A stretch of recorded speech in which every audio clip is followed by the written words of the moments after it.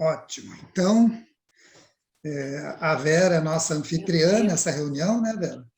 Então, você dá as honras da casa aí. Sim. Essa é a nossa reunião pré-saída, né? Nós teremos a reunião agora dia 5, na sexta-feira, em Mogi das Cruzes, no Gardênia. Já é a nossa segunda experiência neste local, um local muito conectado com a natureza. Teremos como facilitadoras eu, a Helena e a Fabiana. E nós temos aí como apoio o Roberto, que fica no nosso ancoramento, e teremos a presença da nossa querida Teca também, que estará no apoio também da parte equipe de cozinha, principalmente. Olha. Aqui só quem tem experiência já de saída, além das facilitadoras, é o Roberto. Todos os outros são iniciantes, será a primeira vez de todos eles. Que ótimo. Nós temos aqui alguns que fazem parte do grupo do estudo do livro, outros que são de virtuais, tem o Virtual 3, Virtual 11, é 11, Terezinha, o seu, né? 11, O Virtual 2, Virtual 3, Virtual 11, Virtual 4, Regina e o Sérgio, o Virtual 12, né? Uhum. Do 12. O Fábio, você é de algum grupo virtual, Fábio? Tá fechado o microfone. É do Virtual 23, é o da Ucha, da Jane. É o 23. No passado, no Gardênia agora. Legal. O Hélio é do Virtual 3, né, Hélio? E a Lena é do Virtual 21, é isso? 26. 26. A Maíra não está em nenhum grupo virtual, só no grupo de estudo. Uhum. Ainda é. Você está vendo, né, Manu? Com certeza. Não, e a Maíra, ela participa de tudo, né? Ela está envolvida com tudo. Logo, logo ela está num grupo virtual aí também. Com certeza. Então, nossa, é um prazer estar aqui diante de vocês e poder ver vocês reunidos, assim, se organizando para uma saída. Como isso é maravilhoso. Dá a impressão até que a Vera foi lá e pensou, assim, um por um, né? Vamos fazer uma saída, gente. Né? Não fui eu, não, foram os guias. Exatamente, alguém pensou, né? E fazer uma saída especial e tal, né? É uma primeira saída para boa parte de vocês aí, é a primeira vez que vocês vão viver uma experiência de uma saída a campo dentro dos padrões da Missão Rama. Então, lógico que tem novidades, tem muita coisa diferente, assim, né? Mas que faz parte das bases, faz parte do jeito que a gente aprendeu a caminhar para estabelecer as comunicações e os contatos com esses guias, e assim ambos sermos beneficiados de uma certa forma, porque os guias eles são convidados para saídas a campo também, e eles aceitam ou não, né? Não somos nós que determinamos, nós vamos fazer uma saída tal dia, rapaziada, estejam lá. Não é assim. Né? Existe um acordo, né? Um contato, uma mensagem, uma instrução que daí eles passam e vão estar presentes ou não vão estar presentes. Então, cada saída a campo ela é planejada dessa forma. Então, é uma coisa que tem duas vias, né? Tanto nós estamos lá para vivenciar e aprender coisas, como eles mesmos, porque eles estão observando a gente. Eles estão entrando, se aproximando da gente de uma forma diferente. Enquanto nós todos aqui, alguns de vocês, inclusive, podem ter já comunicações e contatos até avançados com esses seres, né? Mas numa saída a campo a coisa toma uma outra organização, é uma outra realidade, na qual existe um projeto muito maior por trás de tudo isso. Porque o contato é algo muito mais profundo do que a gente imagina. né? Nós, assim, normalmente, vendo filmes, e escutando pessoas, e lendo livros e tudo mais, a gente tem uma ideia, né? uma abstração do que seria o contato, do porquê que eu estabeleço comunicação com seres de outros mundos, extraterrestres, então, que é um troço assim, que parece coisa de louco. Mas existe por trás disso tudo toda uma organização, toda uma estrutura bastante complexa que está conectada conosco desde o início da humanidade, desde os primórdios da nossa história, desde que começou a semeadura de vida nesse planeta. Então, não é uma coisa à toa, é algo muito sério. E quando a gente estabelece essa comunicação e esse contato, nós estamos nos colocando à disposição, nós estamos mostrando que nós estamos caminhando rumo ao nosso autoconhecimento e, dessa forma, poder cooperar em todo esse trabalho, em todo esse processo, conscientemente.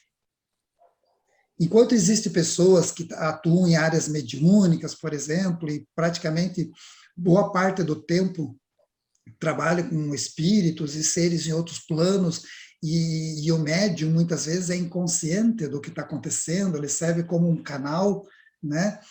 O nosso trabalho não tem absolutamente nada a ver com isso. É algo completamente diferente. Nós entramos em comunicação conscientes com seres avançados que vêm de outros mundos e estão ligados à nossa história desde o princípio, e também com a grande fraternidade branca, que organiza todo o trabalho da luz aqui nesse mundo e nesse sistema solar. Então, não é pouca coisa. Todos os seres que trabalham para a luz, mesmo nós, humanos terrestres, que começamos a trabalhar e nos envolver, nos aprofundamos, encarnação após encarnação, estamos trabalhando em prol disso que nós chamamos de luz, que é o esclarecimento, é a sabedoria, é a boa informação, são as coisas do bem. Nós também seguimos esse caminho e vamos conhecer essa grande fraternidade branca. É como se fosse a coluna mestra de todo esse processo. Então, estar numa saída a campo com essa predisposição a nos abrir à comunicação, ao contato e estar disponíveis para realizar a nossa missão de vida junto com esses seres, é algo muito, muito, muito profundo. E é maravilhoso. E é maravilhoso porque a gente vê que isso acontece de fato.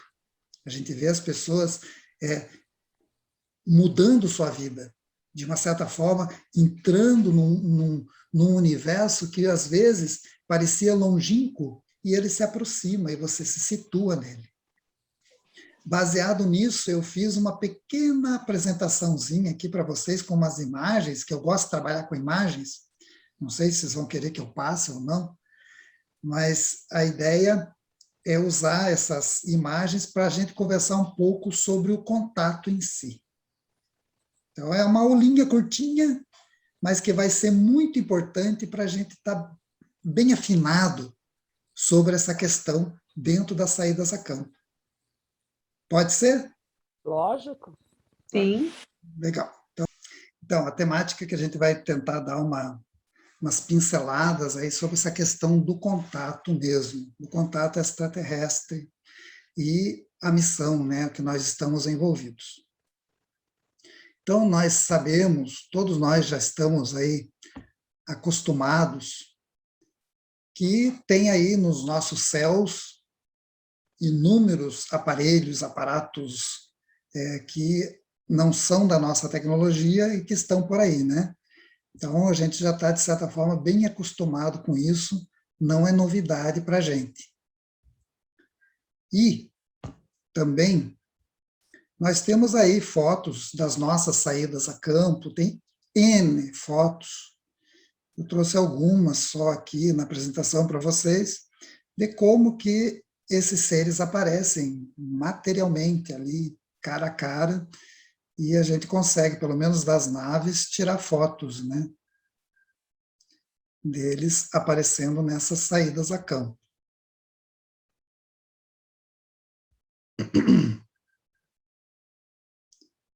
Então, seguramente esses seres, são seres inteligentes, né? E eles estão fazendo contato conosco e contato com a humanidade. Não só os nossos grupos da Missão Rama, que eles estabelecem comunicação, mas com grupos de contato do mundo inteiro. Então, existe todo um grande projeto, um grande plano, que eles chamam de plano cósmico, que envolve toda essa história da participação deles desde a origem do processo de criação do Projeto Terra, né, vinculado aí com a humanidade. Vamos ver aqui, se esse clique... Mas como será que são esses seres? Talvez alguns de vocês já tenham tido experiências, já tenham visto de alguma forma, né? Mas observar eles cara a cara é uma experiência bastante interessante, porque são mais de 60 raças ou povos que constituem essa chamada confederação, que atua aqui dentro de um plano, dentro de uma organização, dentro de uma estrutura. Então, são seres de Sírius, Alfa Centauro, Órion, Pleiades, Zeta Reticuli, Cisne, Andrômeda e muitos outros. São mais de 60 povos, e inclusive tem locais que o pessoal acha, dali são a origem desses povos, dali são povos ruins. Quem falou isso, né? Existem, imagine, cada local desse aqui tem N planetas habitados. Não tem só um planeta habitado. Então, quando você fala ali, Alfa Centauro, não é só um local habitado por um povo, não.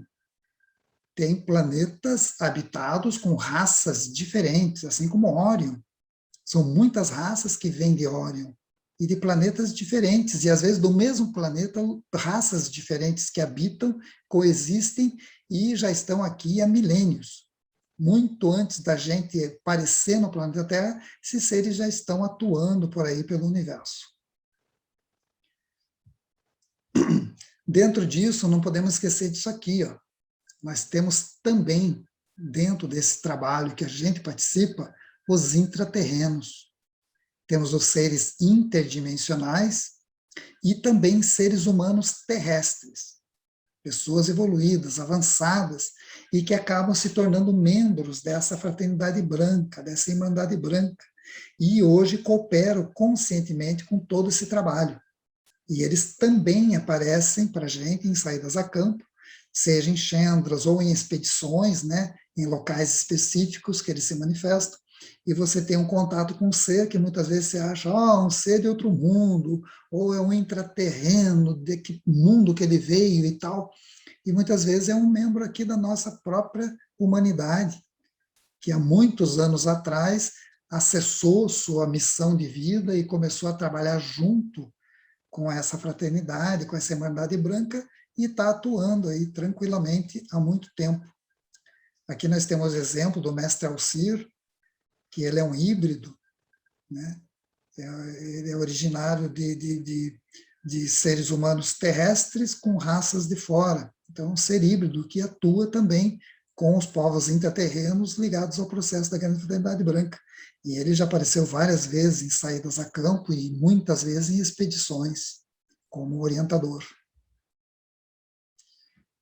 É importante deixar claro que o movimento que a gente faz parte, ele tem ligação direta com a Missão Rama originada no Peru. Então, lá em 1974 e tal, começaram a ter esses contatos na atualidade, dos quais os irmãos Pazuells ali fizeram parte. Então, isso vocês todos já conhecem a história, já estudaram, já leram no Guia de Práticas, ou já viram as outras palestras nossas que a gente comenta sobre a origem da Missão Rama nessa época atual, né, que começou em 1974. E são muitos os seres que participam de outros mundos, né? Aqui eu botei alguns exemplos para vocês terem uma ideia, e é uma listagem muito grande, né? Então, muitas vezes a gente não sabe quem que vai estar coordenando aquela saída a campo específica, ou aquela expedição específica naquele local, na Serra do Roncador, em Paraúna, ou lá em Machu Picchu, ou então em Tilca, sei lá onde que vai ter um grupo Rama fazendo uma expedição, um trabalho, uma saída a campo, e a gente não sabe qual dos seres ligados ao projeto, ligados à missão Rama, que vão estar naquele momento atuando e ajudando o grupo e conduzindo as atividades ali junto com os facilitadores. Então, nós não sabemos. Aqui eu me lembro que eu coloquei mesmo uma imagem do Alcir, né, que ele tem aparecido muito nos trabalhos que a gente tem feito, representando os povos intraterrenos e a fraternidade branca, né? Então, quantas informações que esses seres passam, elas são incontáveis, né? São mais de 47 anos de contato. E todos esses anos, grupos espalhados pelo mundo inteiro, estabelecendo comunicação, estabelecendo contato, tendo comprovação dos contatos e recebendo informação desses seres. Então, você imagine quanto material já foi repassado para nós. E esse material está aí disponível nas apostilas, nos livros, e é uma gama muito grande, e que vocês aos poucos vão tendo acesso, vão podendo ler, vão poder tendo conhecimento de tanta informação. E essas informações, vindas através das comunicações com esses seres, elas, basicamente, elas são telepáticas, quando existe o contato físico, ou mesmo o contato sutil, numa projeção, por exemplo, ou numa manifestação desses seres no Chandra, a comunicação é telepática, é uma linguagem universal. Através dos Chandras, que são manifestações desses portais que eles se projetam ali dentro, através de uma projeção holográfica, ou então eles vêm fisicamente nesse Chandra e estabelecem um contato com as pessoas. Através da escrita automática, quando você ouve, você sente a proximidade de uma informação muito forte, você às vezes ouve a voz do ser falando na tua cabeça, você escuta aquilo, ou você sente um impulso muito grande em escrever determinada informação que veio para você como um grande bloco intuitivo. E você começa a escrever aquilo no papel. A gente chama de escrita automática. É diferente da psicografia, né? Então, a escrita automática, você está escrevendo para não esquecer tudo aquilo que aquela voz está te falando, ou então você está escrevendo e desenhando para tentar transferir para o papel uma informação que veio inteira num bloco intuitivo para você. Aí tem também as projeções astrais, né, as projeções mentais, que nós usamos muito para estabelecer comunicações e contatos. É uma ferramenta extremamente comum e utilizada pelos grupos do mundo inteiro. Tem as saídas a campo e as expedições como locais adequados para estabelecer essas comunicações, porque ali vai ter um grupo de pessoas que vai estar estabelecendo uma sintonia, um padrão vibratório elevado e num local no interior, né, em meio à natureza, de uma certa forma, isso consegue estabelecer um padrão vibratório positivo e facilita muito esses contatos e essas comunicações. É diferente do meio urbano, onde tem muitas pessoas pensando e tal, tem muita energia circulando, se torna um pouco mais complexo isso tudo. E, lógico, temos também aí as informações repassadas por esses seres através dos crop circles, né, que são inúmeros aí, há muitos anos, manifestado pelo mundo todo, e só você fazer uma pequena pesquisa, você já vai conseguir levantar dados aí de muitos crop circles que traduzem informações desses seres, inclusive. E agora eu estou tentando passar aqui e não quer passar.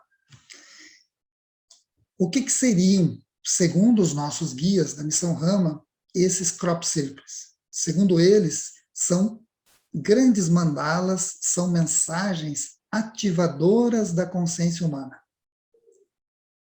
São uma espécie de um padrão que ativa informações gravadas no nosso subconsciente e que tem uma ligação com o atual momento da humanidade e das mudanças planetárias.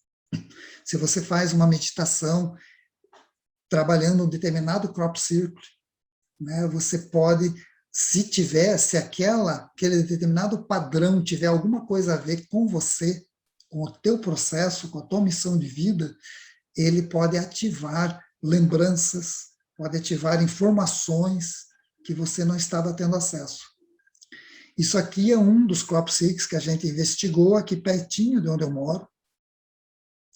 A gente foi lá, inclusive foi bem interessante, porque nessa época eu estava escrevendo o livro Aliança dos Exilados, e o Antarel passou aquela informação toda, e no momento eu fiquei em dúvida sobre a questão dos outros planetas que estavam envolvidos no processo da Terra, e questionei ele, né? Poxa, será que eu peguei direitinho o que você me passou, né? Que os 4 planetas que sobraram do projeto, de todo esse processo, desde a origem da criação do plano cósmico, agora vão estar sendo representados pela Terra nessa mudança, nessa transição.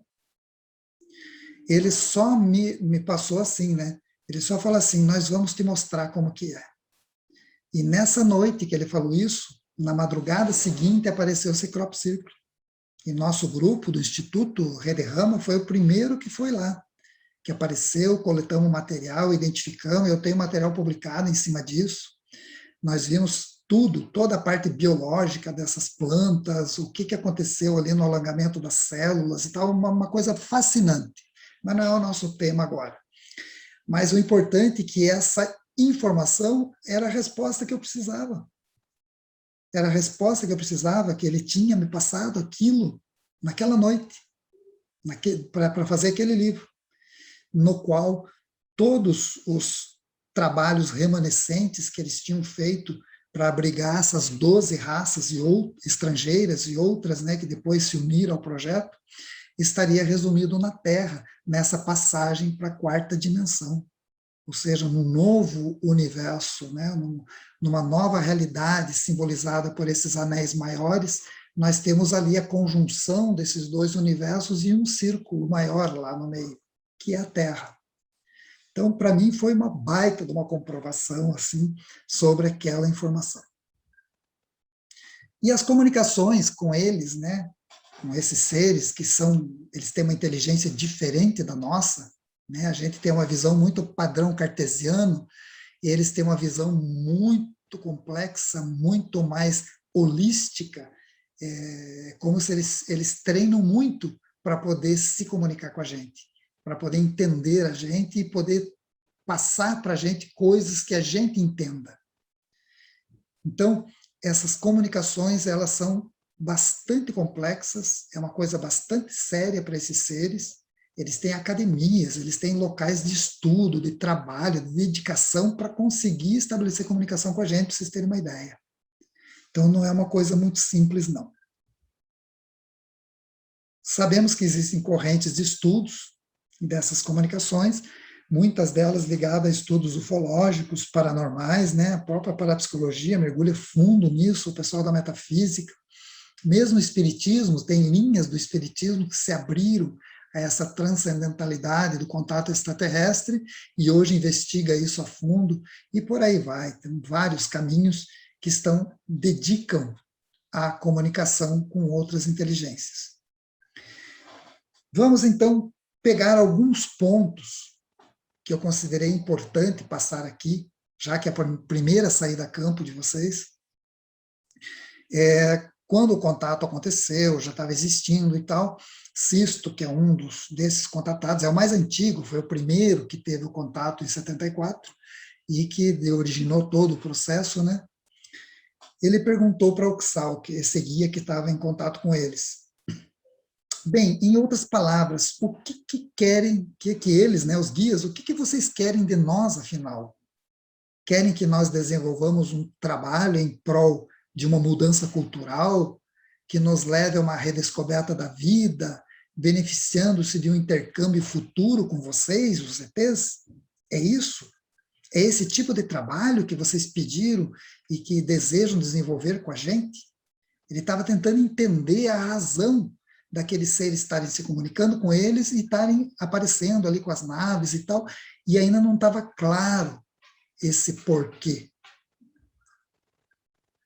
Oxalco olhou para ele e respondeu. Oxalco é esse ser que está representado aqui do lado, dentro de um Chandra ali, né? Estamos lhe entregando uma missão muito dura e sacrificada.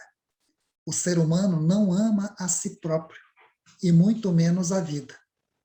Que dizer, então, daqueles que o rodeiam, ou do mundo à sua volta? Como pode amar a vida se não entende o que ela verdadeiramente representa? Entendam que para algum dia estabelecer um relacionamento cultural íntimo conosco, será necessário que estruturem um processo disciplinado de reformulação de valores e critérios de compreensão de si mesmos e da vida como um todo. Pois se não conseguirem isso, dificilmente poderão vir a cumprir o propósito real e profundo da sua existência, e muito menos ter acesso a outras civilizações.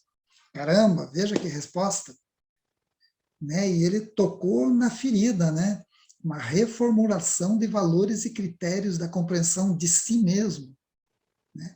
Dessa libertação do ser humano, de toda a ilusão que está envolvido, e também a sua relação com a vida, com todos os seres vivos, vegetais, animais, outros seres humanos e tudo mais, estabelecendo novos valores, novos critérios de observação e de interconexão com essas vidas.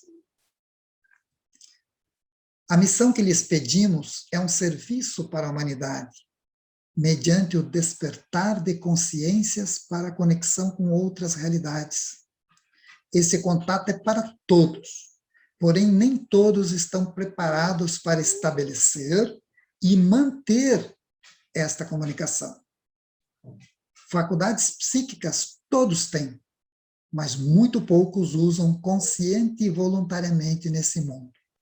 E aí Oxalco encerrou a resposta que ele tinha dado para o Sisto. Então, essa missão que eles estavam colocando para essa rapaziada, que era o grupo original, né, seria desenvolver um trabalho visando o despertar da consciência para a conexão com outras realidades. Ensinar as pessoas a estabelecer comunicação com a sua multidimensionalidade, projetar-se de si mesmo e conhecer os outros níveis de realidade que existem e que o ser humano faz parte. Veja que maravilha! Para que a gente entenda, isso aqui eu fiz só para que vocês entendam o tempo, na nossa visão cartesiana, tá? No nosso tempo aqui linear, que a gente interpreta aqui com a nossa mente terrestre. Na época dos Sumérios, ou seja, há 6.219 anos, os confederados criaram uma missão de ajuda chamada Missão Rama. Ra seria Sol e Ma é a Terra. Seria o Sol na Terra, ou seja, uma luz que surgiria na Terra. Seria uma das várias frentes de alerta que formam o grande plano desta confederação, representada por essa estrela. Então, esses seres já estão aqui há muito tempo. Eles começaram esse projeto, essa missão que nós fazemos parte, que vocês vão fazer uma saída a campo ligado a eles nesse processo, é um trabalho que eles começaram há 6.219 anos. Eles já estão aqui muito antes disso. Eles estão desde a origem da humanidade na Terra. Mas a missão Rama em si, eles começaram nessa época aí. E desde então eles acompanham os rumos que a humanidade vai seguindo, e de tempos em tempos eles desenvolvem um plano de contato, de aprimoramento, de aproximação, e aí eles vão acertando e vão errando e tudo mais, né? Para chegarmos no nível que nós estamos hoje. Como vocês já viram, nós temos aí dentro desse processo de contato algumas iniciações. Então essas iniciações, elas acontecem quando você vai criando uma certa intimidade com o processo e intimidade com esses seres. Uma delas, que está escrito aqui, Lumzin, né, que seria a descoberta do seu nome cósmico. É quando a pessoa descobre o som original que gerou a sua essência como indivíduo. Daí tem a iniciação dos cristais de césio, que é algo fantástico, algo muito valioso, e que incrementa muito a nossa conexão com eles e contato com eles com mais fluidez, além do contato conosco mesmo, né? Você começa a desenvolver uma certa facilidade para acessar seus níveis internos. Temos as iniciações de Chandras, que são vários níveis de Chandras que se vive, desde os Chandras que você vai perceber só que tem uma variação de temperatura, um odor diferente, né? Vai perceber que as formigas estavam vindo e acabam contornando justamente o local onde está esse Chandra, e aí vai evoluindo os níveis de Chandra até poder ter um contato direto ali dentro com esses seres, ou ser levado por eles para visitar a nave, algum outro local aí, ou mesmo os mundos intraterrenos. E temos o quarto tipo aqui de iniciação, que seria o chamado terceiro cristal. Então, seriam os dois primeiros, que seriam os cristais de césio, e esse terceiro, que é um cristal que ele tem várias cores. Pessoas receberam eles com uma cor mais rosácea, outros de cor mais violácea, outros receberam de cor transparente, branca mesmo, ou dourada, e é um cristal que se aloja no nosso terceiro olho. Então, incrementa muito as percepções, acelera nossas visualizações e a nossa percepção dessas realidades que transcendem aos 5 sentidos comuns. Então, praticamente isso aqui é uma maneira de estabelecer um vínculo mais direto com esses seres e ir assumindo aí os teus compromissos, assumidos com eles, para levar adiante essa missão de ajuda à humanidade. Outra informação bastante importante, que é bom estar conscientes, é essa informação passada por Antarel. Antarel é um aponiano, de Alfa Centauro.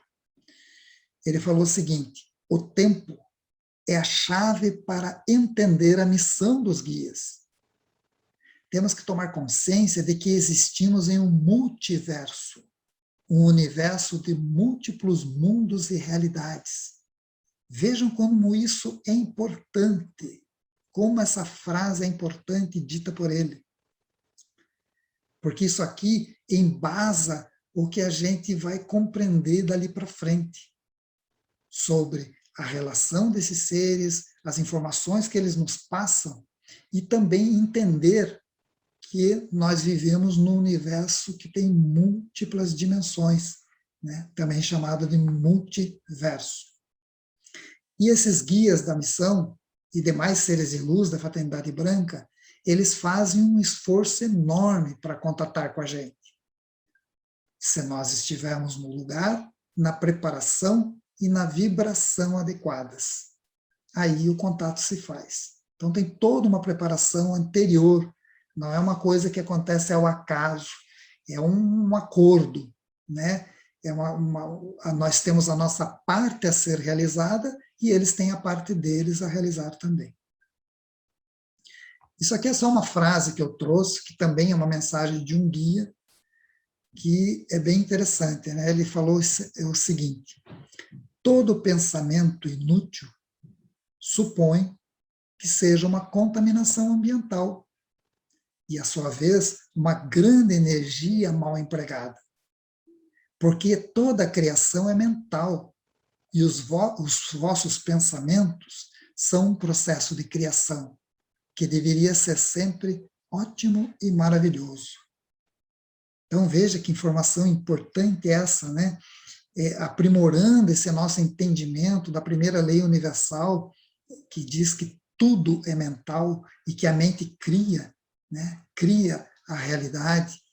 Então, se nós trabalhamos as nossas ações baseadas em pensamentos equivocados, em emoções equivocadas, nós vamos estar criando uma realidade também equivocada, como ele chamou ali de inútil, né? Então, nós temos um compromisso conosco mesmos, sabe, de aprender a trabalhar e a controlar nossos pensamentos, assim como nossas emoções, porque tudo aquilo que nós estamos pensando e sentindo, essas emoções fortes, está criando realidades em algum local. Por isso que esses seres têm muita disciplina. Quando você conversa com eles mentalmente, é uma coisa fantástica. Sabe? As primeiras vezes é bastante confuso devido ao nosso padrão mental. Mas depois você aprende, e inclusive aprende com eles a ser extremamente correto com aquilo que você pensa na hora certa. Outra informação que eles passam é a seguinte: o planeta Terra vai dar um salto quantitativo e qualitativo em direção à quarta dimensão. De maneira que, ao elevar-se a vibração planetária, aqueles que não puderem elevar-se também não terão oportunidades para sobreviver aí. Mas não só espiritualmente, mas também materialmente. E tudo isso está tão perto que nem olhem para trás para ver se está acontecendo ou não. Veja bem o quanto eles são categóricos sobre essa nova Terra, sobre esse novo corpo planetário de quarta dimensão que existe e que nós estamos vivendo esse momento chamado transição planetária. E é um momento muito sério, é um momento de evolução de um mundo. E algumas pessoas vão acompanhar esse processo, outras vão ser realocadas, né, para outros locais. Essa informação da Antarel explica o porquê dos Chandras e como isso aqui amarra com essa questão da Terra de quarta dimensão. Ele falou o seguinte: os Chandras foram estabelecidos desde o primeiro contato como a principal ferramenta para ter encontros próximos com vocês. É uma forma menos traumática para conversarmos e, ao mesmo tempo, acostumar vocês, né, acostumá-los com outras realidades interdimensionais que, em futuro próximo, abraçarão a Terra. Então, as próprias iniciações em Chandra, que é o que vocês vão viver na saída a campo, nos autocontroles, já são treinamentos para começar a viver essa questão dos trânsitos dimensionais, que ele mesmo coloca ali como um treinamento para que a gente consiga interagir com essas novas realidades que estão surgindo. Eu já termino, tá? Não sei como que vocês estão vendo o estudo, mas já está terminando aqui as mensagens mais importantes, que eu acho que são atuais, todas elas, e fazem um arranjo importante para vocês terem na mente de vocês, para poder entender, muitas vezes, o que vocês vão sentir ou vivenciar na saída a campo. Vocês estão por aí, né? Estamos sim, pode continuar. Sim, Beleza. e firme e forte. Tá, legal, grato. Presente. Então, encerrando essa questão das mensagens, né? Veja só que legal essa aqui, né? O verdadeiro caminho está em nosso interior. E a porta de entrada é o nosso coração. Esta é a vibração de Rama. A Terra já está vibrando na quarta dimensão. E os seres humanos estão em processo de adaptação ou de depuração em relação a esta vibração planetária.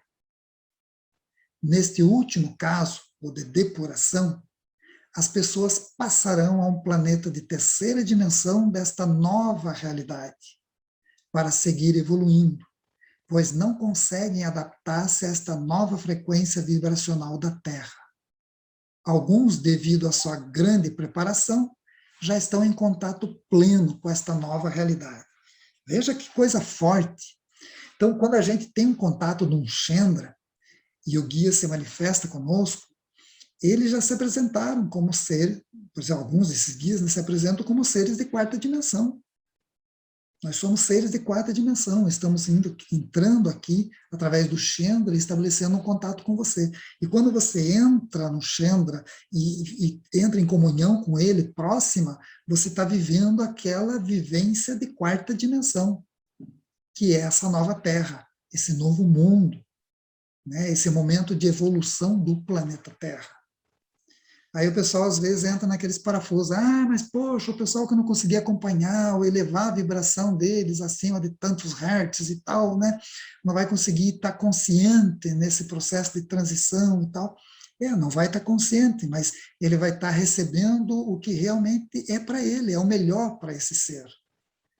Então, normalmente, o que a gente sabe é que os seres vão passar pelos processos de nascimento e morte, como a gente já conhece, e vão renascer em um planeta de terceira dimensão adequado ao que ele gosta, ao que ele cultiva como energia, como vibração.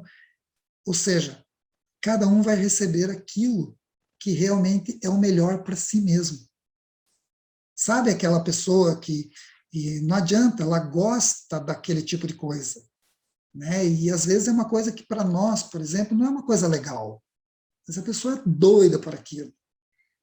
Eu me lembro uma vez que eu conheci um rapaz que ele veio passar uma temporada aqui na minha região, na casa de uns amigos, e ele veio de uma região de muita guerra, onde ele nasceu e cresceu, já era um jovem de 20 e poucos anos, e a vida dele inteira foi na guerra. E ele, poxa, ele adorava brincar com as meninas na rua, assim, fazendo barulho de bomba explodindo, só para elas ver elas pularem das bombas, né? Então, para ele, a nível do mundo que ele vivia, isso era extremamente normal. E ele começou a ficar angustiado, em agonia de estar aqui com a família dele, aqui na minha cidade, e não teve quem segurasse. Ele quis voltar para lá, porque ele não suportava a tranquilidade que vivia-se aqui. Tanto que voltou, né? Os pais tinham feito das tripas coração para mandar ele embora para cá, para ficar com os parentes, para ter uma chance, e ele não suportou. Ele teve que voltar para lá e ficou lá, está lá, não sei, não soube mais dele, né?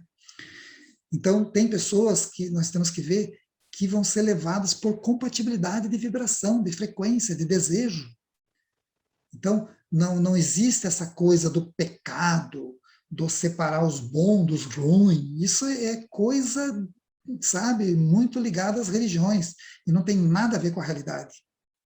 Na realidade, é uma questão só vibratória. Nós estamos passando por esse momento dessa alteração vibratória intensa, né? E muitos vão para um lugar e outros acompanharão a Terra e outros retornarão para seus mundos de origem, inclusive. Pois bem, esses seres continuam arredios ao contato aberto? Isso é uma pergunta clássica, né?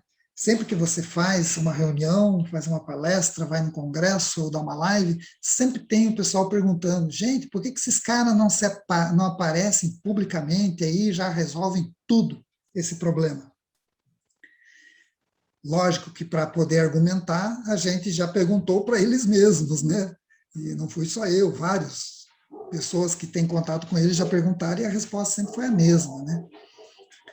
Eles não têm intenção nenhuma de contato aberto, de contato assim, com rede de televisão lá e no centro da cidade, para o mundo inteiro ver, e eles sendo ali os gurus, né, os mestres, passando uma orientação para o mundo entrar em harmonia. Caramba, isso está muito longe da mente deles e do projeto deles.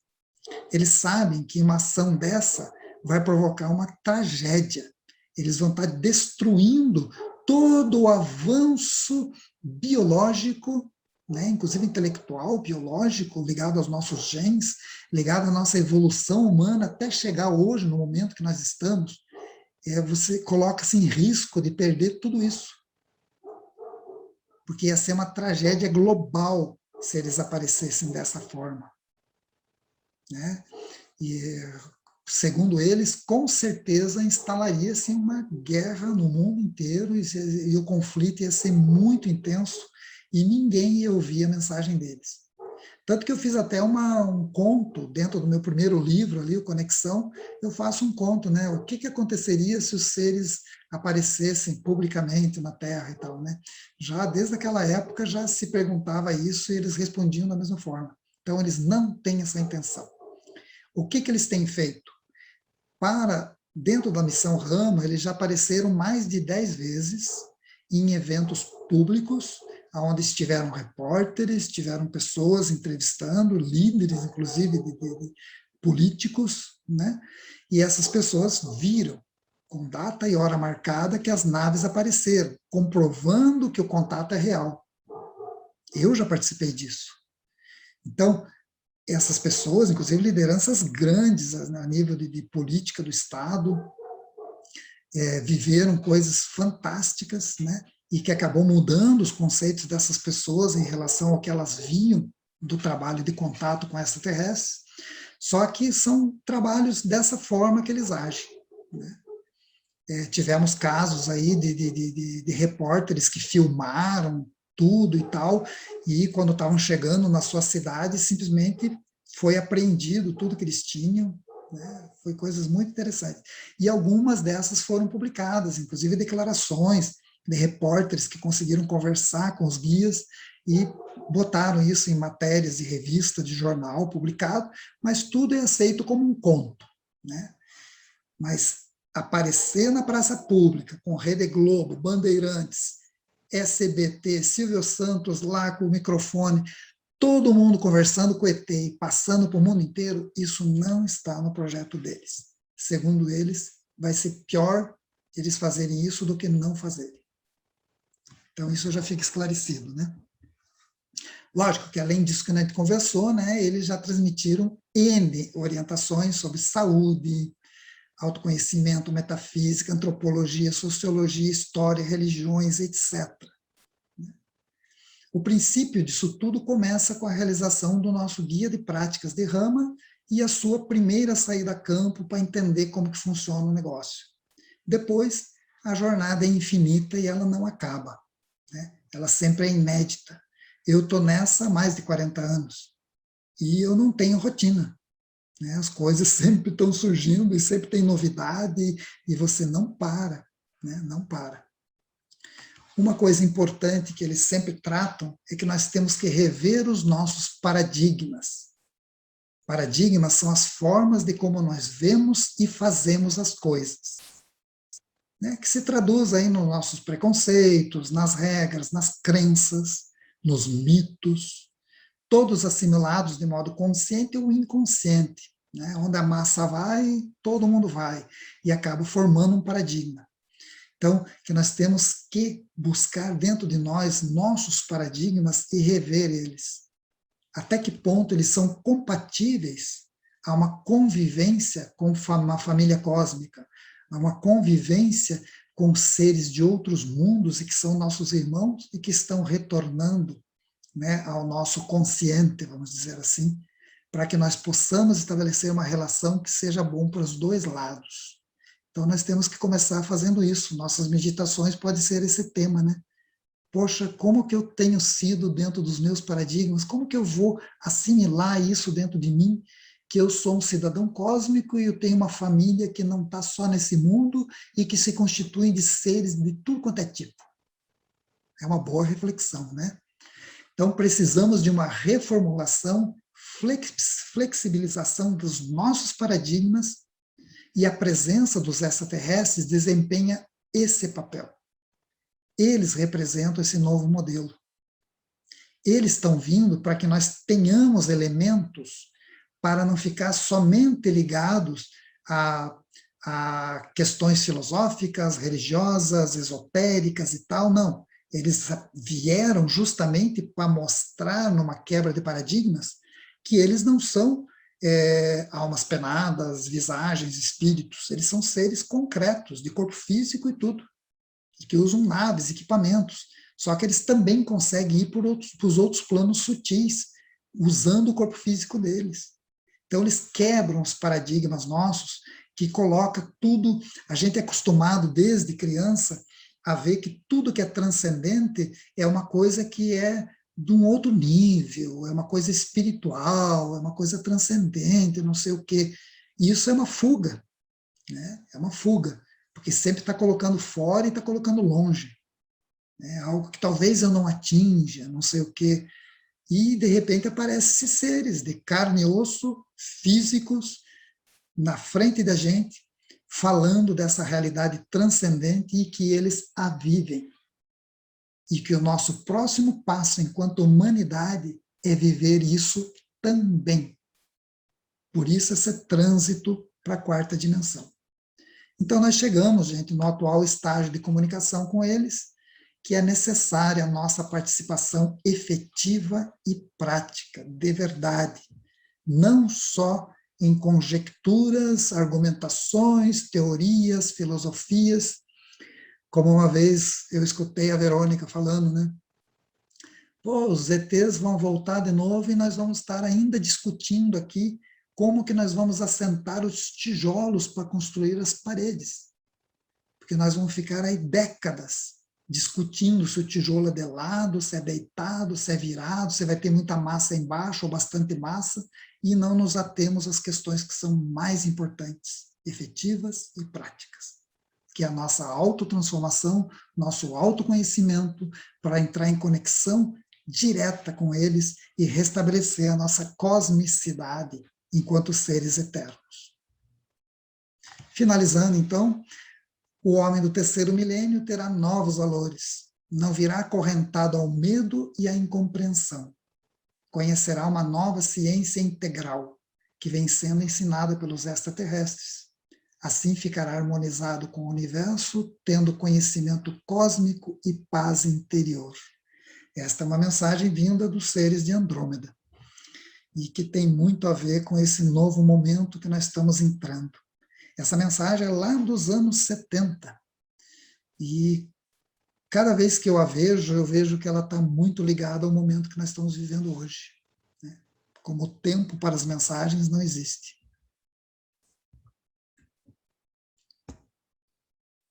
Então, gente, esse era um resumaço que eu tentei fazer sobre a comunicação, sobre os contatos, sobre as coisas mais atuais que esses seres passam e no que nós estamos envolvidos, para que vocês tenham uma saída de campo assim, já focados, já centrados nesse processo dessa missão, e que é um prazer imenso a gente poder estar participando, estar interagindo e estar construindo algo tão positivo nesse mundo tão sofrido hoje, né?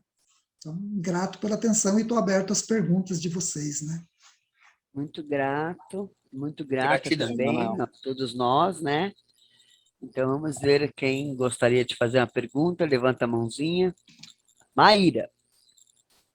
Oi, boa noite. É o seguinte, me falaram que dentro da cúpula a gente não tem mentalismo. E eu queria entender se essa cúpula vai ser em todo o terreno ou se vai ser só na questão do autocontrole, se é só lá dentro que a gente não tem como ter mentalismo. Então, o mentalismo, para quem não sabe, é quando a pessoa começa a criar na mente dela toda uma argumentação e acha que está vindo de fora. Então, é uma criação da mente da pessoa. Então, dentro da missão, a gente chama isso de mentalismo. Então, é um grande medo que muito antena tem de receber mensagem. Poxa, será que eu não estou criando na minha cabeça, né? Por isso que volta e meia a gente pede comprovação, né? Não volta e meia, mas ir 2, 3 vezes por ano, dar uma ferida, uma calibrada no equipamento aqui na antena, para ver se eles respondem. Ah, então ainda estou em conexão, não estou viajando na maionese. Então, isso é mentalismo, quando a pessoa viaja na maionese. E quando você está dentro de uma cúpula, na região da saída de campo, você pode sim criar um mentalismo teu e criar toda uma história. Onde você estará conectada realmente é dentro do Chandra. É ali no autocontrole.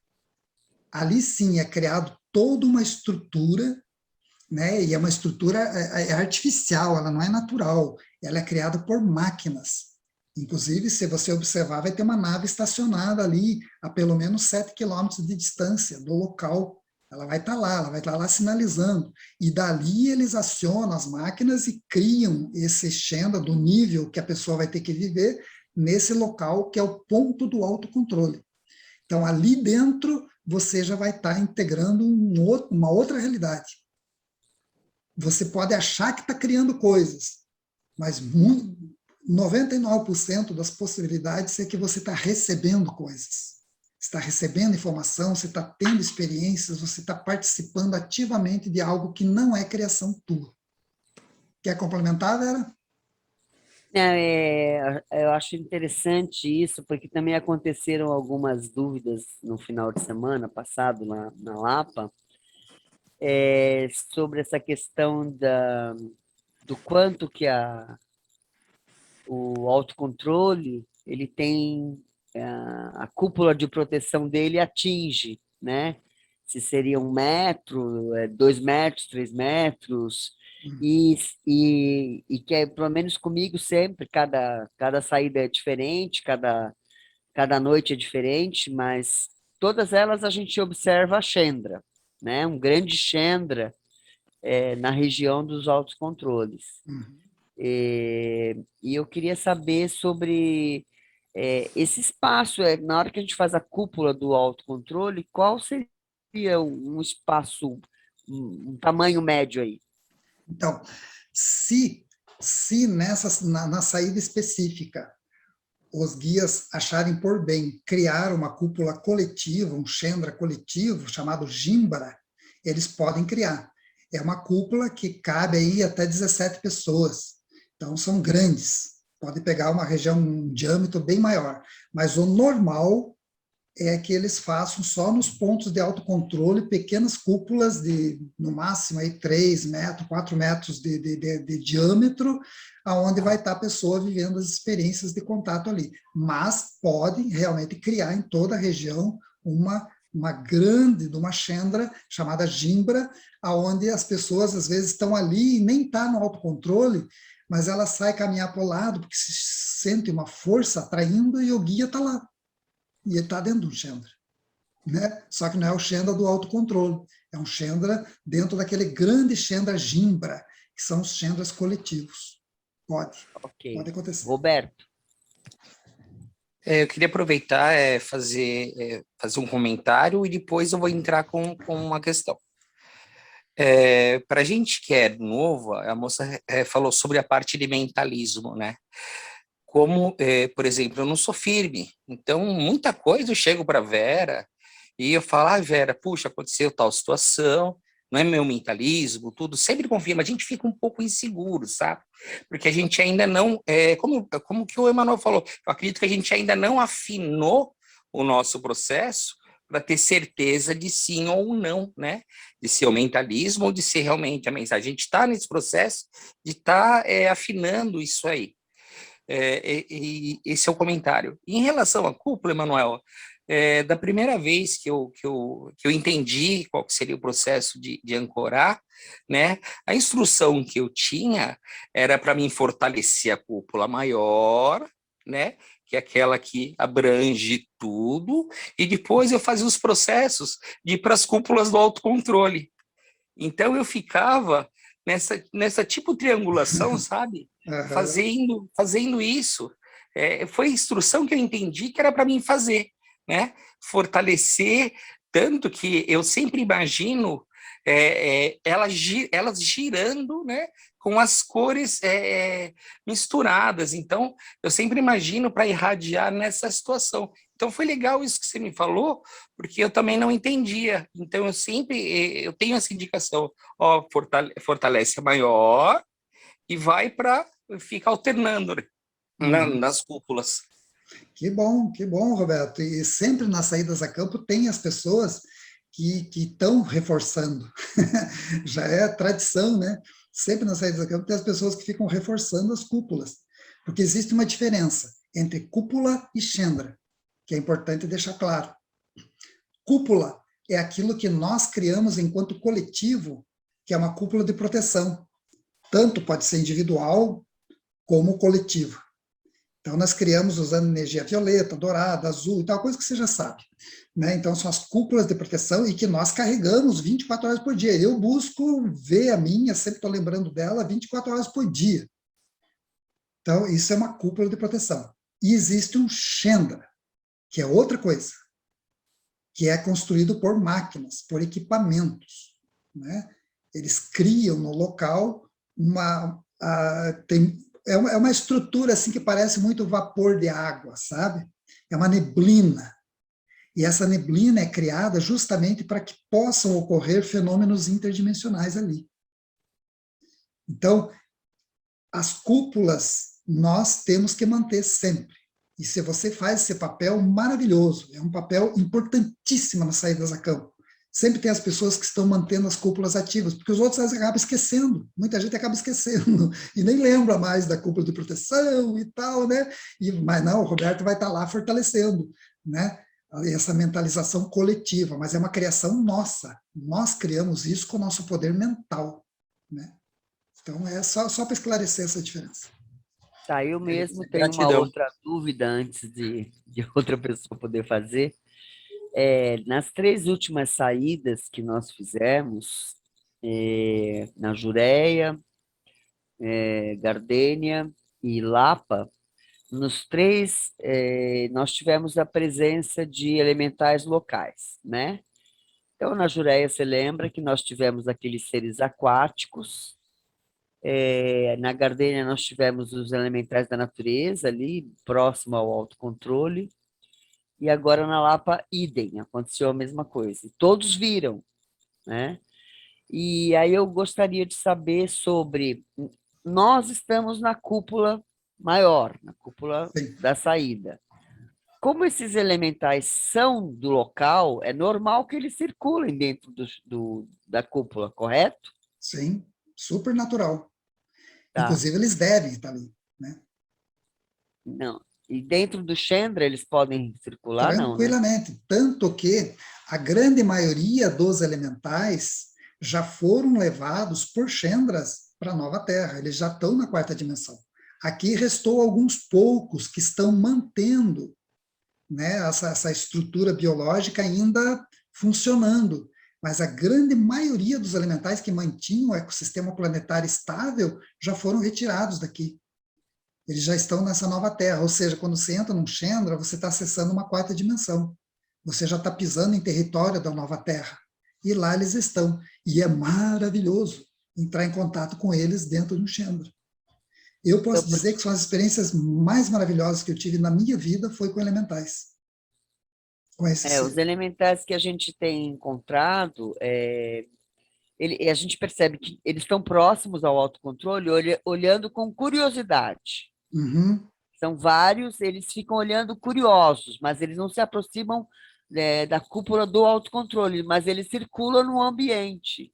Tranquilo. Foi o mesmo que aconteceu na praia. Você se lembra que eles ficavam na beira da água, vários deles, e só no segundo dia que nós fizemos a saudação aos seres aquáticos, aí eles saíram para a areia.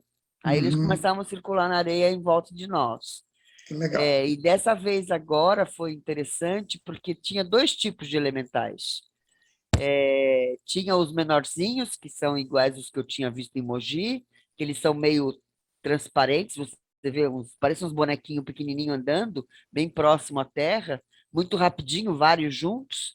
E teve um maior, grande, que ele andava assim de uma maneira diferente, meio escuro assim, né? E ele era comprido e ele olhava com curiosidade, ficava olhando assim, sabe? Querendo saber. E talvez a maneira que eles estavam vendo era muita luz no ponto de autocontrole, então eles olhavam muito curiosos, né? E foi bastante... Eles devem, na verdade, estar achando, será que é a nossa hora de ir já? Sabe?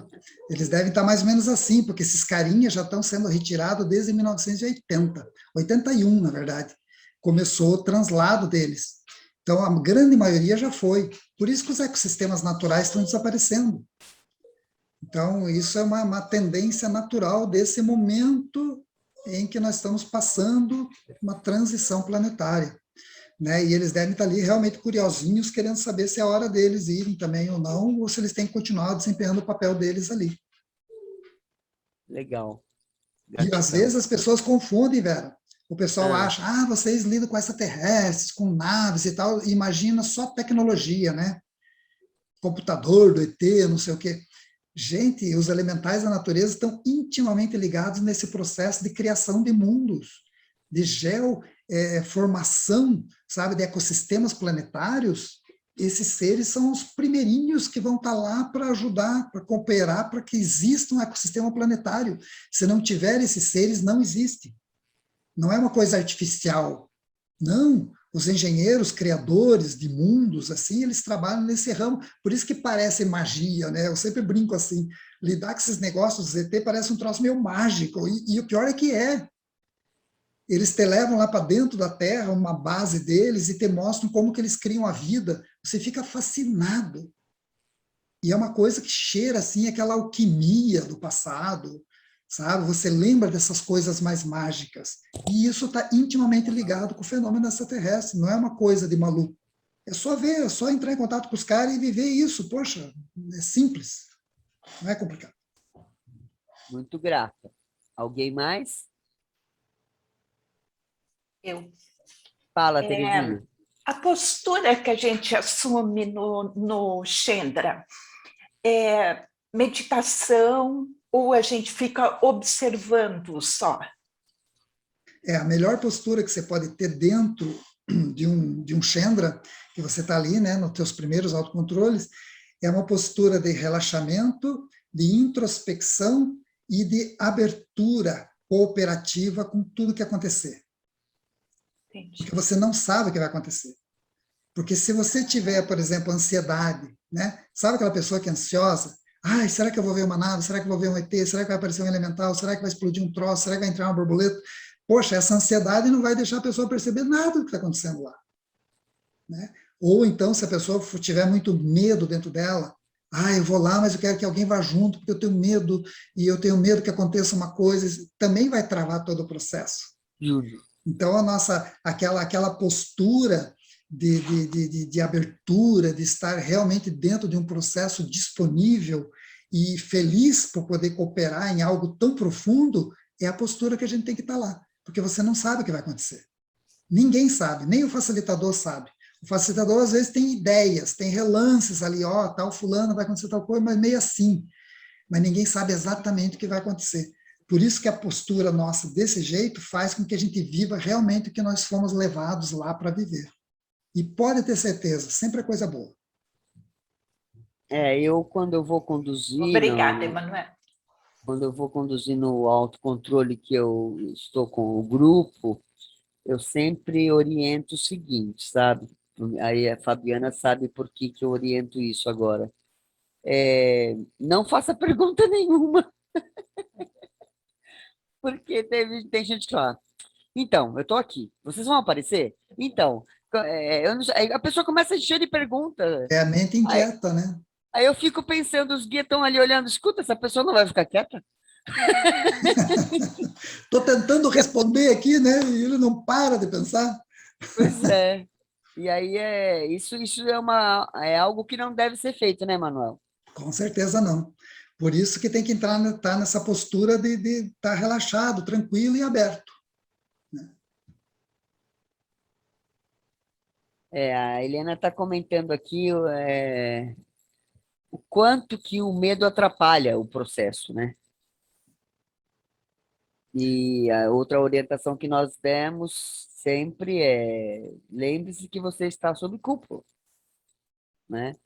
Isso a gente tem percebido que acalma um pouco mais as pessoas, desde que a pessoa acredite na cúpula também, né?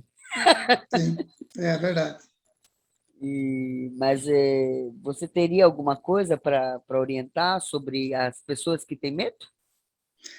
O medo ele é um problema em todas as áreas. Em tudo na nossa vida, o medo sempre vai ser uma trava. Né? Qualquer área da vida que você pensar, ele vai ser uma trava. E nessa, com certeza, também é.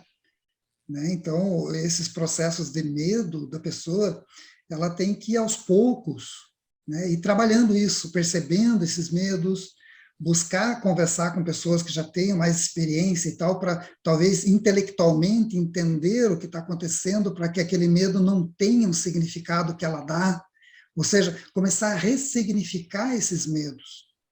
Porque eu sei que não é fácil, né? As pessoas às vezes têm fobia de aranha. Poxa, ela vai para o meio do mato, já está vendo aranha em tudo que é canto e não tem nenhuma aranha. Então é complexo o medo. Então, o que eu busco também orientar sempre é que a pessoa busque treinar em casa, brincar com seus medos. Porque todos os medos, na verdade, são ilusões que nós criamos, porque a coisa não aconteceu, nós antecipamos. E a gente antecipa uma coisa que nos causa esse tipo de reação. Então, comece a brincar com essas coisas, né? Comece a visualizar, apareceu para você ali, por exemplo, a aranha, né? Poxa, já visualiza essa aranha correndo, indo embora, namorando, tendo filhotinho, qualquer coisa assim que dê um rumo para aquela visualização e que aquilo perca o poder que ele tem em você.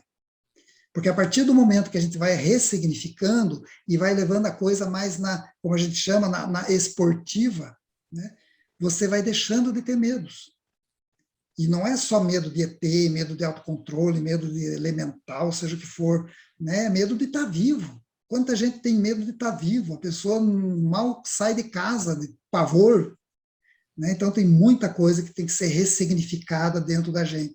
E é trabalho de formiguinha, não adianta.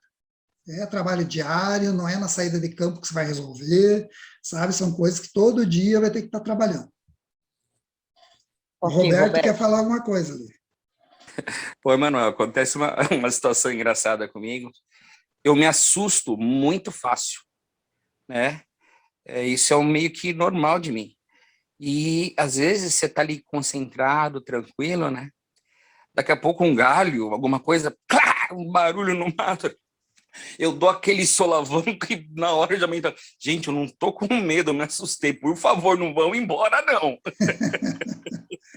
É assim, eles sabem que eu não tô com medo. Mas eu chego a se assustar, sabe? Você tá concentrado ali, tranquilo. Qualquer barulho, né? Eu, pelo menos, eu dou cada solavanco que, nossa senhora. E são coisas, né, Roberto, que com o tempo, assim, você vai tirando de letra, né? Você vai ver que esses sustos, esses pulos que você dá, assim, você vai acabando que vai parando de ter isso, né? Vai se tornando tão habitual, sair da campo, Xenda, minha hora de ir no autocontrole e tal, se torna tão habitual que essas coisas não vão te perturbar mais. Inclusive, tem situações que a gente conhece de pessoas, assim, que, cara, elas criam tantos medos, né, que poxa, por exemplo, já tivemos casos de pessoas que o maior pavor dela numa saída a campo era estar lá no Xendra e que aparecesse uma onça. Isso lá em Minas Gerais, lá no Cerradão, em Minas Gerais. Poxa, mas a pessoa só falava disso na saída a campo, sabe? E aquilo já estava incomodando, eu já estava pedindo para que aparecesse uma onça mesmo, né? Estou brincando. Mas o negócio era o medo da tal onça. E você acredita que no momento que a pessoa foi a primeira vez no autocontrole, ela foi acompanhada de outra pessoa, ela não quis ir sozinha, foram duas, sentaram na cadeirinha as duas e tal, e essa pessoa falou que estava ouvindo os passos de um animal em volta do Xendra, em volta da área de autocontrole. E aí eu perguntei para a acompanhante, né? Você ouviu também? Ela não ouviu nada. Então, o que aconteceu? Ali dentro daquela estrutura super poderosa, que é um Xendra, que você pode até passar para outra dimensão, cara, você pode criar situações. Ela criou o medo dela, das patinhas da tal onça em volta do treco dela, lá do Xendra que ela estava, sabe? E aquilo só aconteceu na cabeça dela. Você vê o poder que você tem dentro de um Xendra. Por isso que é bom estar, que nem eu falei com a Terezinha, está lá numa boa, Terezinha. Tranquilo, feliz, harmônico, esperando só coisa boa. Porque senão a gente começa a criar essas coisas ruins também. Tá bom? Emanuel, eu não ia Pode, fazer nenhuma Fabiana. pergunta. Eu ia falar do tempo no Xendra. A última vez que eu estive, parece que foi, acho que 5 segundos, foi até o Roberto para me buscar. Eu lembro que pediram para eu sentir um pouco mais, né? O Xendra, e quando eu comecei o processo, daqui a pouco veio na tela mental Roberto, eu vejo a lanterna, eu falei, gente, o que aconteceu? Muito rápido, então não sei se eu perdi a memória ali, aconteceu alguma coisa, porque os 15 minutos para mim não foram 15 minutos. Então, Fabiana, isso também é uma coisa que a gente que ouve bastante nos relatos, né? E é uma coisa que eu já vivi bastante na minha vida, com experiências em autocontrole. De você estar lá e, de repente, já está vindo o facilitador te pegar e, poxa, mas nem comecei a fazer relaxamento e já estão me levando de volta, né? E era 20 minutos, né? Eu estava ali há 20 minutos. Com certeza eu vivi coisas que eu bloqueei. Então, aí eu fui desenvolvendo as minhas técnicas, né? Eu tenho minhas técnicas próprias, cada um vai desenvolvendo a sua técnica, né? De relembrar o que viveu. Eu uso a projeção mental para relembrar coisas que eu já vivi e que eu esqueci. Né? Através da projeção mental, eu volto no local e, através da projeção, de repente, começa a aparecer um quadro novo e eu vejo o que eu vivi e que eu acabei bloqueando. E isso é normal, Perfeito. super normal. Mas, com certeza, você viveu uma experiência no Chandra, porque o tempo é diferente, inclusive. O tempo é diferente. Detalhe, Emanuel. Ela Oi. falou para mim assim, ô Roberto, ó, deixa eu ficar 8 a 10 minutinhos só para mim ficar um pouco, né? Mas eu deixei os 20, viu? Olha Eu falei só, isso. você viu? Ela ficou os 20 minutos, eu marquei o tempo inteiro para ela. Legal, então está provado, né, Fabiana? Você tem coisas Tá no certo. arquivo que você guardou. Vou ter que buscar, perfeito. Exatamente. Ok, para finalizar, se ninguém mais tiver nenhuma pergunta, eu gostaria que novamente você falasse sobre a importância de uma alimentação leve. Então, Vera, isso é importante porque é uma das coisas que a gente busca sempre recomendar. Antes das saídas a campo, né, que a pessoa já vá se trabalhando uma semana antes, com uma alimentação mais leve, mais frugívora, com mais coisas vivas, né? Não digo que você vai comer uma minhoca viva, estou dizendo mais vegetais, frutas, sucos de frutas, coisas que te ajudem a purificar, te sutilizar e tal, porque o corpo nosso é muito intoxicado, né, com alimentações inadequadas. E outros hábitos também, que também são inadequados. Mas quando nós vamos para sair da campo, quanto mais depurados nós tivermos, mais nós vamos vivenciar. E isso nós já vimos, isso é de praxe. Se a pessoa se prepara, né, faz toda a depuração da alimentação e tal, e vai leve para sair da campo, e lá tem alimentação leve, também saudável, que normalmente é feita na saída a campo, a pessoa tem as experiências maravilhosas dentro do processo.